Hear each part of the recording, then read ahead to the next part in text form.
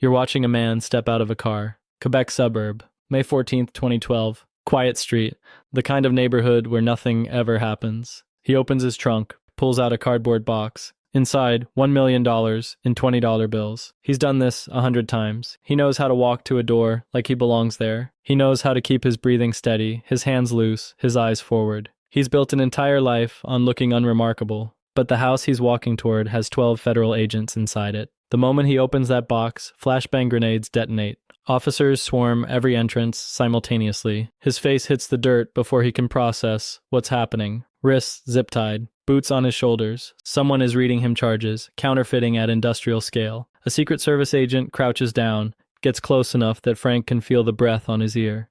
60 years. You'll die in Supermax. Here's what that agent doesn't know yet. This man will never see the inside of a prison, not for a single day beyond what he's already served. He printed more counterfeit US dollars than any private citizen in recorded history. And in 18 months, he's going to walk out of a Montreal courtroom with a $1,300 fine and his freedom. So now you want to understand how that's possible. Go back to November 2008. You're watching Frank Barasa in a rented apartment outside Montreal, magnifying loupe pressed to his eye, a worn $20 bill pinned beneath the glass. He's been examining this same note for 47 consecutive days. He knows the placement of every micro-printed word along Andrew Jackson's collar. He's memorized the exact green to copper color shift on the numeral in the lower right corner. He's measured the security thread's position to the millimeter, 1.2 inches from the left edge, embedded between the second and third printing layers. Frank isn't a master engraver. He's not a chemistry PhD. He's a high school dropout from Trois-Rivières who made his first real money selling stolen car parts and low-grade marijuana. But he has two things that separate successful criminals from the ones who get caught: obsessive patience and the ability to find the single point of failure everyone else overlooks. Here's what that point of failure is. Every counterfeiter who's ever tried to fake American currency has gone down for the same reason. Not the ink, not the printing, not the holograms or the color-shifting foil or the UV reactive features. The paper. You can't buy it. You can't make it, because US currency isn't paper at all. It's fabric. 75% cotton, 25% linen. Manufactured by exactly one company on the entire planet, Crane Currency in Dalton, Massachusetts. They've held that government contract since 1879. The formula is classified. The facility is guarded by federal agents. Every sheet is tracked from production to the Bureau of Engraving and Printing. If you don't have this paper, you have nothing. Your fakes will feel wrong before they look wrong. Every cashier in America will catch them by touch alone. No detector pen required, no UV lamp, just 2 fingers and half a second. So Frank asks a different question. What if he didn't replicate the paper? What if he convinced a legitimate manufacturer to produce it for him?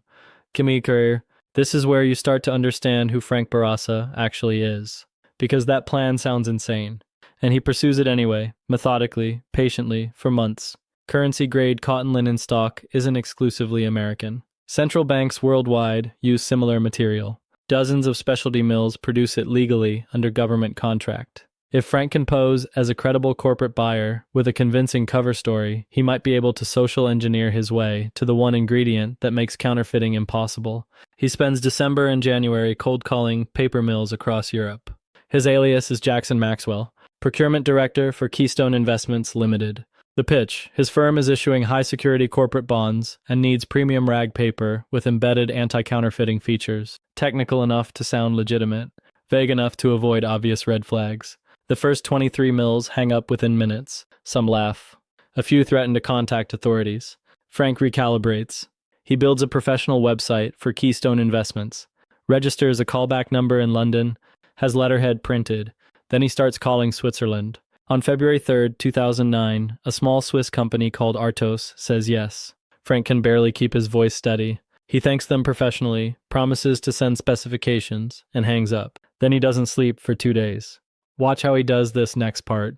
He doesn't ask for everything at once. That would trigger suspicion. He feeds Artos specifications one component at a time, each request individually plausible, the full picture hidden across weeks of communication. 75% cotton, 25% linen blend. They can do it. Chemical treatment to defeat iodine detection pens. Unusual but possible. A custom watermark embedded in each sheet. They need to see the design. Then the final request.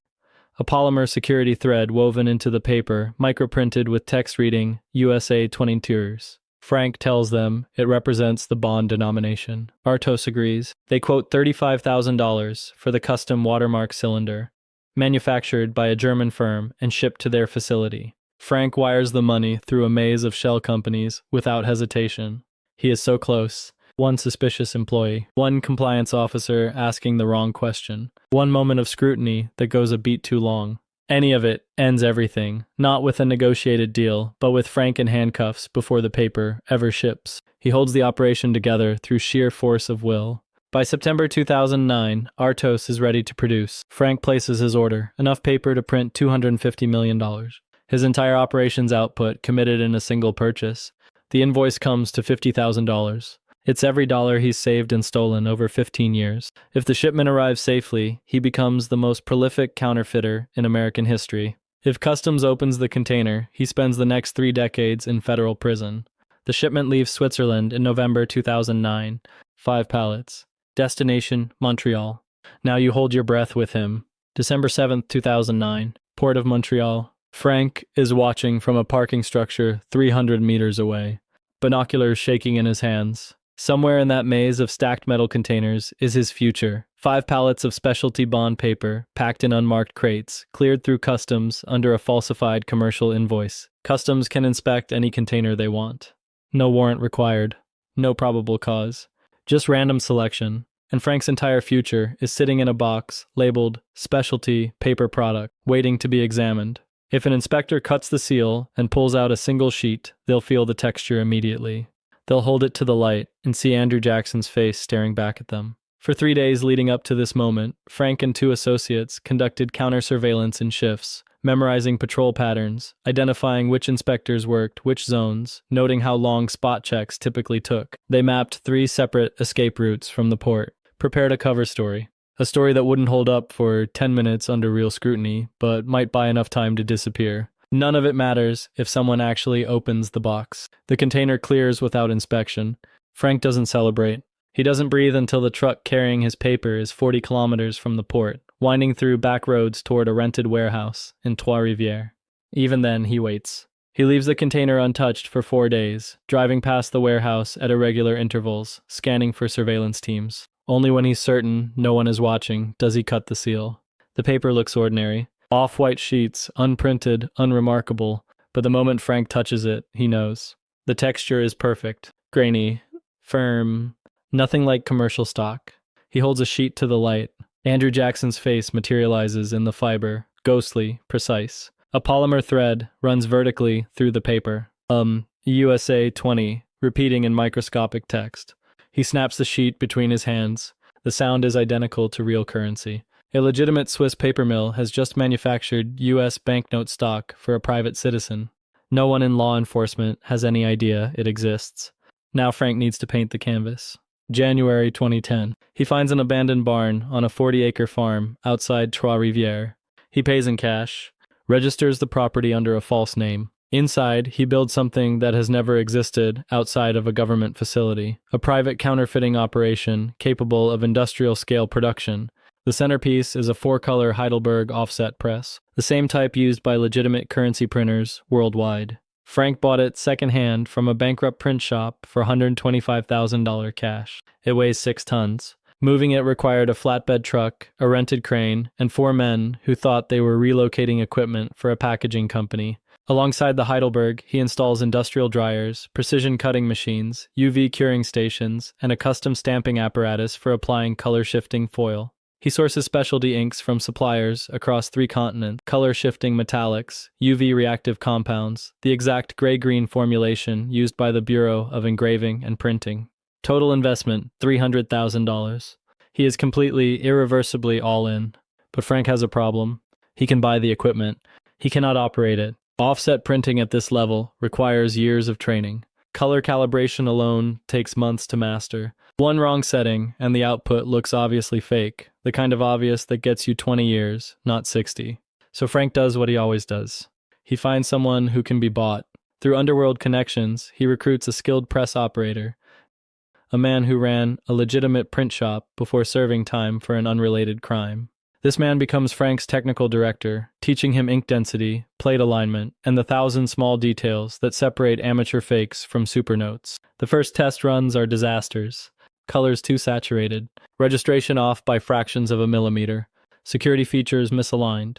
Frank burns every failed sheet and starts over. For 3 months, he prints nothing but garbage. $300,000 invested, and he cannot produce a single usable bill. Every day, the operation continues. Is another day, something can go wrong.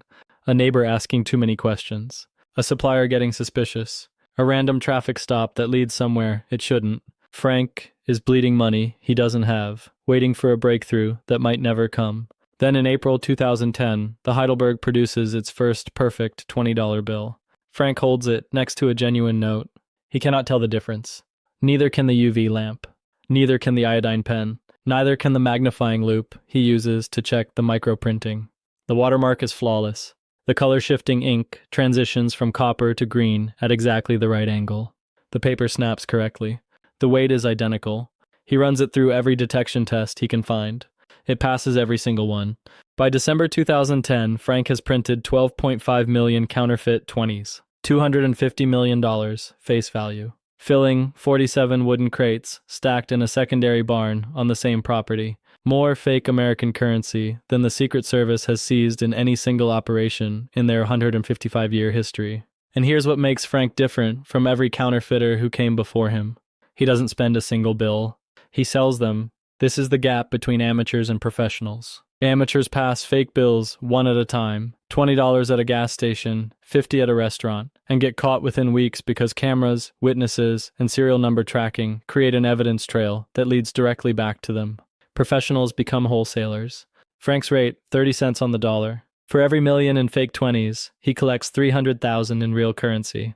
Given the extraordinary quality of his product, buyers line up. He sells through a single trusted middleman to organized crime contacts in 3 countries, with strict rules. No distribution in Canada, nothing in the northeastern United States, and the bills have to enter circulation overseas first. Europe, Asia, anywhere that delays pattern detection. A fake $20 spent in Prague creates no investigative thread leading back to Quebec. Between 2010 and 2012, Frank moves approximately $50 million in counterfeit currency. His cut, $15 million in legitimate cash, flows into offshore accounts in Panama and the Cayman Islands.